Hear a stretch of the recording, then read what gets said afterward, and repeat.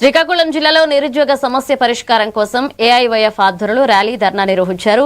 జిల్లా ప్రధాన కార్యదర్శి కొన్నా శ్రీనివాస్ మాట్లాడుతూ కేంద్ర రాష్ట్ర ప్రభుత్వాలు ఎన్నికల హామీలను అమలు చేయాలని డిమాండ్ చేశారు. ప్రభుత్వ శాఖల్లో ఖాళీ పోస్టులను వెంటనే భర్తీ చేసి 1,00,000 ఉద్యోగాలతో జాబ్ క్యాలెండర్ విడుదల చేయాలన్నారు.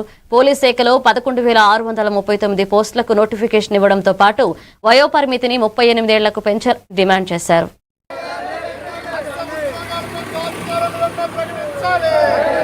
కార్యదర్శి అఖిల భారత యువజన సమాఖ్య ఏఐవైఎఫ్ రాష్ట్ర సమితి పిలుపులో భాగంగా ఈరోజు అన్ని కలెక్టరేట్ కార్యాలయం ముందు నిరసన ధర్నా కార్యక్రమం చేపడుతున్నాం.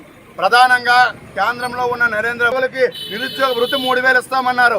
అయ్యా చంద్రబాబు నాయుడు గారు, ఆల్ ఇండియా యూత్ ఫెడరేషన్ గా మేము అడుగుతా ఉన్నాం. మీరు వచ్చి 2 సంవత్సరాలు పైబడింది. మీరు ఎంతమందికి ఉద్యోగాలు కల్పించారో ఆల్ ఇండియా యూత్ ఫెడరేషన్ గా మేము అడుగుతా ఉన్నాం. మీరు ఒక ఉద్యోగం కల్పించింది లేదు.